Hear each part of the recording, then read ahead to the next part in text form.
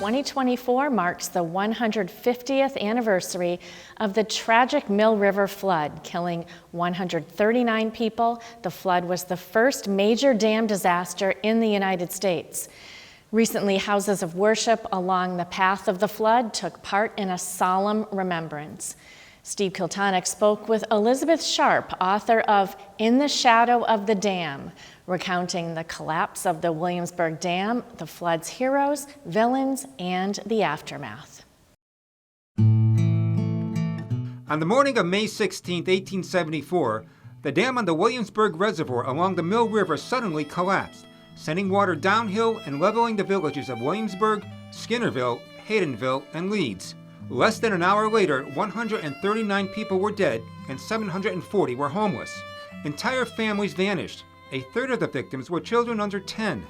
It was the first dam disaster in the U.S. and made national and international headlines. In 2004, Elizabeth Sharp wrote a book, In the Shadow of the Dam, The Aftermath of the Mill River Flood of 1874. She is the co-executive director of Historic Northampton and a former director of the Smithsonian's National Museum of American History. Considered one of the preeminent historians on the disaster, Sharp has a personal connection to the flood. I can't remember a time I didn't know about the Mill River flood. My great-great-grandfather had a tin shop in Haydenville, and it was wiped out in the flood. Sharp was researching her doctoral dissertation when the story found her.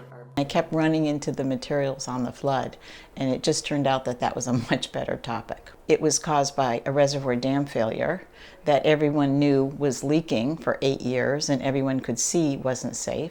The story is about industrialization in New England, with water the power source for the 64 factories that ran 15 miles from Williamsburg to the Connecticut River. The mills along the river made thread, cotton, wool, silk, brass products, buttons, and tobacco. The people who worked the mills were often locals or immigrants from Ireland, French-speaking Canada, or Germany. The dam was owned by the mill owners, who formed the Williamsburg Reservoir Company.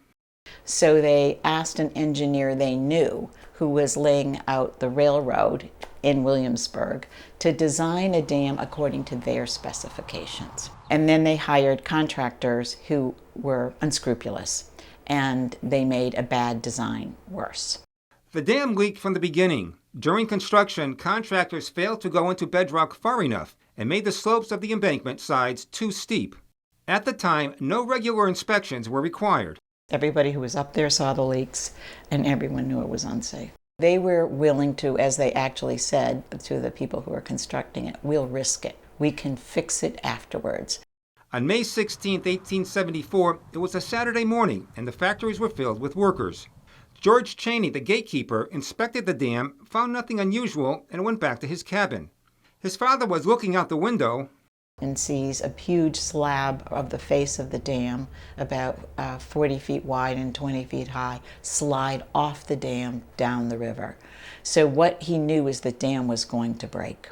He gets on his horse, bareback, doesn't take time to saddle, and rides the 3 miles down to the village of Williamsburg.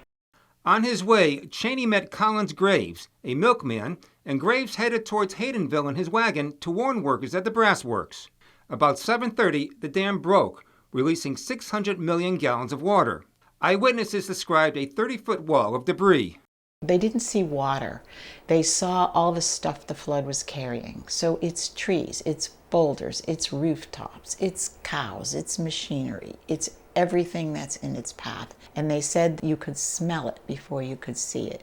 In Williamsburg, 57 lives were lost, including 22 children under the age of 16. The village doctor, Eldridge Johnson, his wife, 3 children, and mother all perished. In Skinnerville, the flood swept away 21 houses, killed 4, and destroyed William Skinner's silk mill. His elegant mansion was damaged, but was disassembled and moved to Holyoke, where it became the Wisteria Hearst Museum. 27 died in Haydenville. The Hayden brass factory was wiped out, but the workers survived. Graves' heroic efforts saved an estimated 500 workers at the 3 mills. Myron Day risked his life to warn people at the Leeds tobacco mill, where everyone escaped. 51 others in Leeds were not as fortunate. The flood emptied into Florence Meadows in a monumental tower of wreckage. The next day, church services were canceled, and all able-bodied men were called to help dig through the mass of rubble in search for bodies. Temporary morgues were set up, and many of the dead were so battered that they could only be identified by the ring on their fingers. At the Haydenville Congregational Church, victims were laid out in the vestry, and at the Williamsburg First Congregational Church, a funeral was held for 9 victims. Many of the victims who were Catholic were buried at St. Mary's Cemetery in Northampton, including 29 men, women, and children. 7 blue flags marked the graves of those who died in the flood, including 7 members of the Fennessy family, Andrew, Ellen, his wife, and their children, Nellie and Katie, along with Ellen, the grandmother. 6 members of the Fitzgerald family are at rest here, as well as 3 of the Burke children, Michael 9, Mary 7, and Annie 3.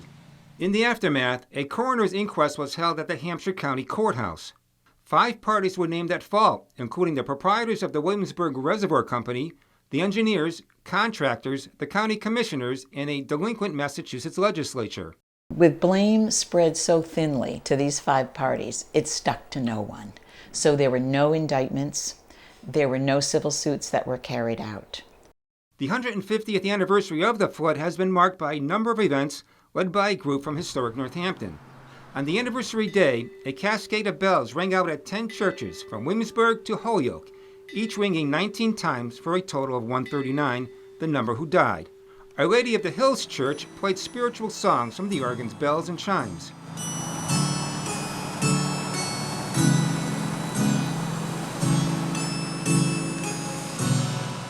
St. Elizabeth Ann Seton in Northampton also rang its chimes outside the church. 2 commemorative maple trees were planted at the Williamsburg Congregational Church in memory of the flood's first 2 victims, Sarah Collier, 24, and her 3-year-old daughter, Viola. 5 months after the flood, 4 engraved gold coins were given to the heroes who risked their lives: Cheney, Graves, Day, and Jerome Hillman. It's a reminder that even among a tragedy, there are always those who exhibit humanity and courage despite darkness. For Real to Real, I'm Steve Kiltonic.